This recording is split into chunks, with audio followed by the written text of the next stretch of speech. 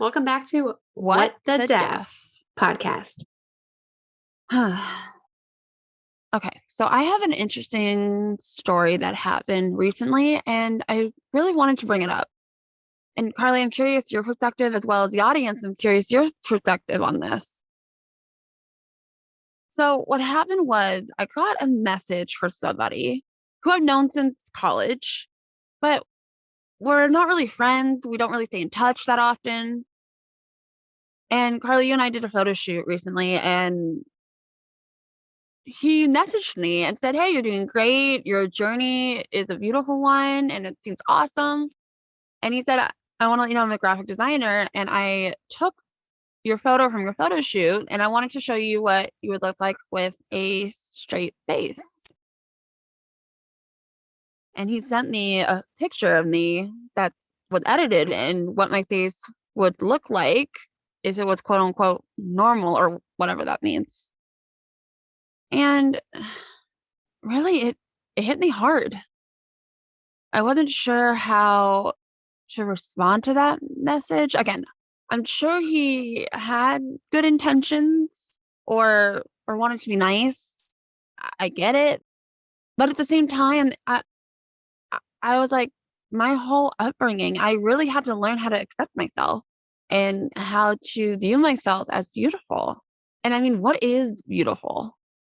Because society always changes that. Yeah, and it sets us up to high expectations of what everyone should look like in order to be beautiful. You know, there's a huge trend right now going on with like filters and editing and all of that, where the photos will be changed to fit the standard of beauty. Again, I will admit I use filters, I use editing apps for myself. Yeah, I do that. But I never had someone edit my own face. For you and without your permission too. I don't know. That's tough.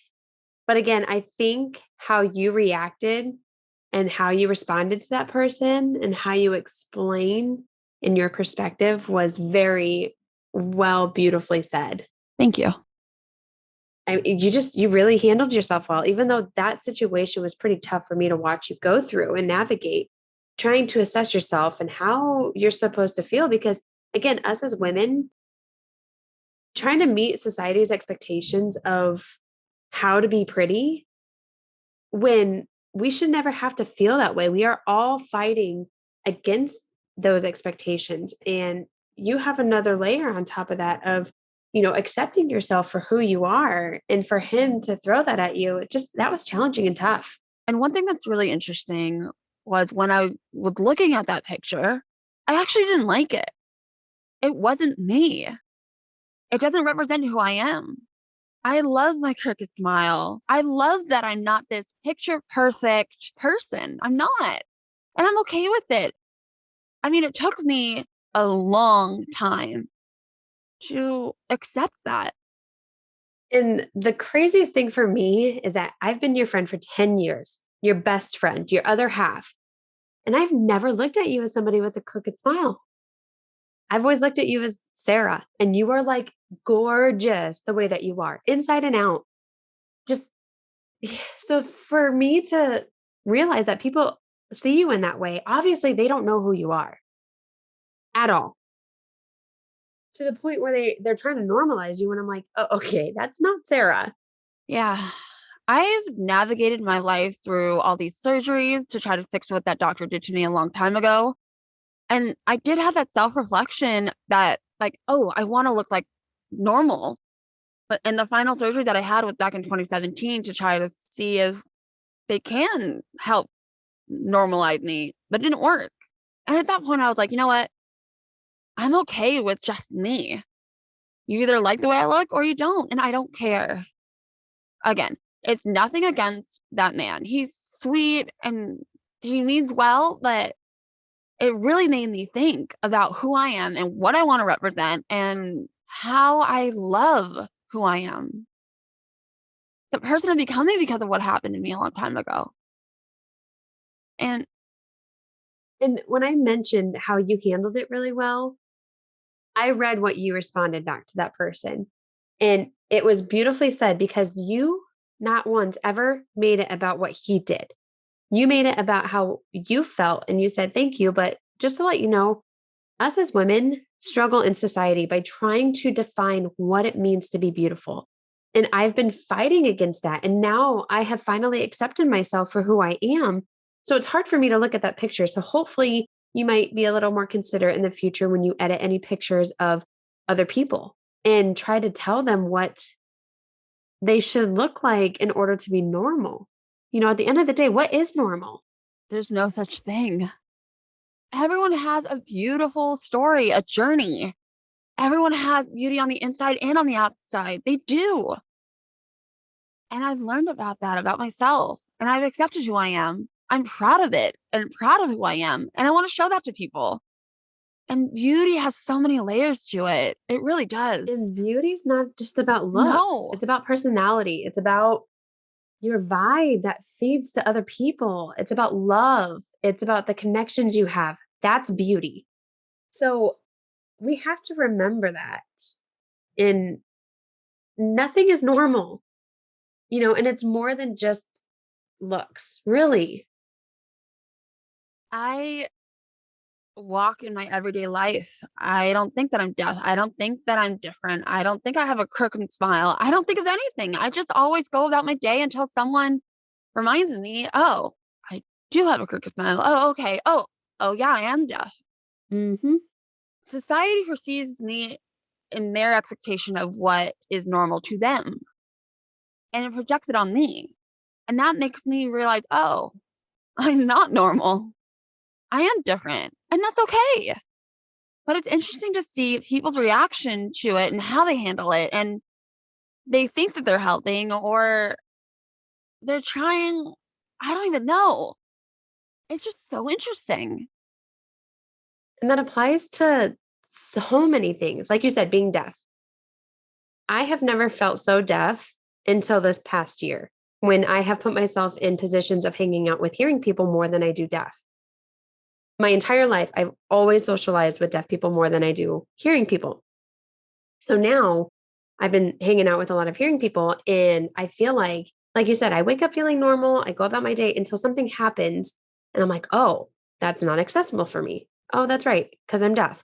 Or, I'm with a partner, or I'm out with you, or, just something happens, and I'm like, no, okay, I am really deaf. I can't talk. And so those little reminders, and again, it's about how I handle it. I don't freak out and say, oh, this isn't accessible. I say, okay, how can I educate you in a nice way? Because I think, again, however you want to react, the conclusion's going to be the same. And not only that, how outside people react is their problem. The only person you can control is yourself. Yeah, I can right. only control how I feel and how I handle it. People can say whatever they want, do whatever they want. It's how I personally want to handle it. Do I want to stoop down to their level and fire back? No. No, I want to assess how does it make me feel? How can I impact them in a positive way? But at the same time, like, let them know. Because that's what I would want in life too. If I make a mistake and I say something wrong, I would hope somebody would give me the opportunity to talk about it in a good, positive discussion. And one of the things that I noticed too, Carly, is that every day, our everyday life, we know how to navigate this world ourselves. Your life, my life. It's interesting when other people start to put in their thoughts and whether it's being protective or want to make sure that we can handle it. I mean, we've lived this life in our body, in our soul, in our mind every single day. We approach obstacles every single day. It's not unusual for us, but it's interesting to see how people want to help. They want to rescue us when in reality, we do this every day. We did the work to get to the point where we're strong enough to be able to handle anything that comes our way and talk about it. Yeah. If you want to help in any way, be more aware and give us accessibility. It's small things, but don't tell us what to do or protect us without letting us know, like if that makes any sense. Because, like you said, I know myself best. I know my needs best. I've lived in this world every single day. And like, I don't need you. At the end of the day, I don't need you to help me. If I need help, I will ask. If I want something or to edit my looks, I will ask you. Don't assume. So, yeah, but with the situation, that happens with out of our control, it's about how we react.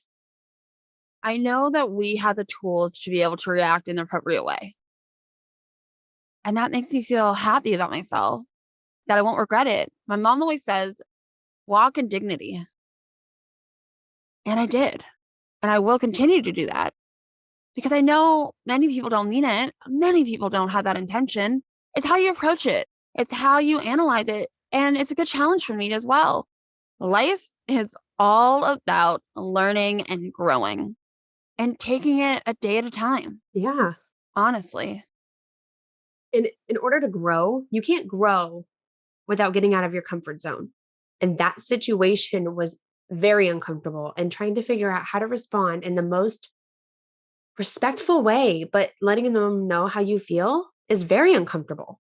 I literally had to take 2 days to digest it and process the situation and figure out how did that make me feel? How do I want to approach it?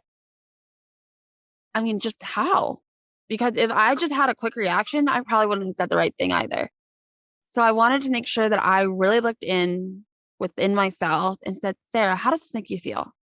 How do you want to digest this? And how do you want to interact in a Yeah. loving, helpful way? And that's what makes you beautiful on the outside and inside. Like, not a lot of people can handle situations like you do. And that's why I'm so grateful for you and to have you as my best friend because you have taught me how to handle things in the best way possible and just be a beautiful person on the inside and out. I really appreciate that. That's why I wanted to share this story. Again, it's not to attack someone, it's for you, all the audience, to think about your own lives and your obstacle that you face and how you want to approach it in the future with love and positivity. Again, it's never easy. It's easier said than done, for sure. But I wanted to share this because it's not easy for me. But I wanted to be vulnerable and show you this is what happened and this is how I handled it. And not just that, but for you guys to remember what is normal, to break the expectations of how to be beautiful in this world. Everybody is beautiful in their own ways. And if we can see that, the world would be a beautiful one. Yeah. And take the time to sit down and listen. Yeah, It's such a beautiful thing. absolutely. I learned so much from so many different types of people because I just sat down and listened. It made me so happy. Same. So that's just a short, quick story, but it's something I wanted to share on this podcast because I think it's important. And please, I want to hear from you all. I'm curious your stories, your thoughts, any questions that you have for me or for Carly about this subject, or you want to know more details, please email us at questions@whatthedeaf.com. And don't forget to follow us on Instagram at What the Deaf for all of the current updates. Yes. Oh, you're so beautiful. You're beautiful too. You all are so beautiful too. See you next week. See you next week. Bye. Bye everyone. We would like to thank dpan.tv and their services at aslcaptions.com for making the transcripts and captions of this podcast accessible for everyone.